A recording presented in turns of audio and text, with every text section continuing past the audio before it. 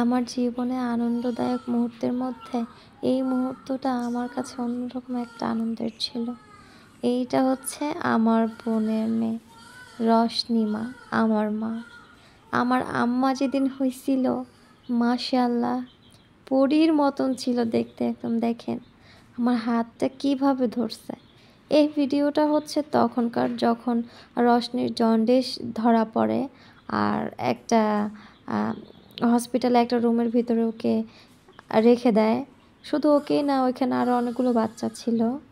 আর ওর চোখে দেখেন কেমন একটা কী যেন একটা দিয়ে রাখছিল। তো এইটাকে আমি তখন আপুকে বলতেছিলাম যে আপু, আমার আম্মুকে সাদা চশমা পরায় রাখছে, এই যে দেখেন দুটো গোল গোল দিয়ে কী যেন একটা দিয়ে ব্যান্ডেজ করে রাখছে, মানে সাদা চশমা পরে রাখছে। ওরে আমার মাটা, এটা আমার মা যেদিন হয়েছে সেদিনের ভিডিও।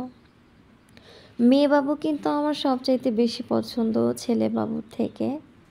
তো আমার ফ্যামিলির ভিতরে আগে হয়েছে আমার বোনের ছেলে, তো তারপরে হয়েছে আমার বোনের মেয়ে। মানে বাচ্চার মধ্যে শুধু রশনি আর রাফসানি ছিল প্রথম, এখন না হয় রায়ান আছে। এটা কিন্তু আজ থেকে আরও 1.5 বছর আগের ভিডিও। দেখেন আমি হাত দিয়ে আমার মায়ের ছোট্ট ছোট্ট আঙুলগুলো ধরতেছিলাম। আমার বাচ্চাদের সব থেকে বেশি ভালো লাগে ওই ছোট্ট ছোট আঙুল, ছোট ছোট হাত পা, এদিক ওদিক টেরা বেঁকা করে চাউনি। আমার মাটা কত লক্ষ্মী হয়ে বসে রয়েছে। আমাদের রশনি যেদিন হয়, তারপর যখন আমরা টেস্ট করে জানতে পারি যে ওর জন্ডিস ধরা পড়ছে, তো তখন আমরা অনেক কান্নাকাটি করি। আমার মতন আমার সদ্য হওয়া মামনির নখগুলো অনেক বড় বড় হয়ে গেছে। তো আমার রশনিমা এখন আল্লাহর রহমতে অনেক বড় হয়ে গেছে, এখন 1.5 বছরের বেবি। কিন্তু এই ভিডিওটা হঠাৎ যখন আমার কাছে আসলো, মানে আমার বোন এই আজকেই আমার কাছে সেন্ড করলো, আর আজকেই আমি আপলোড করে দিলাম।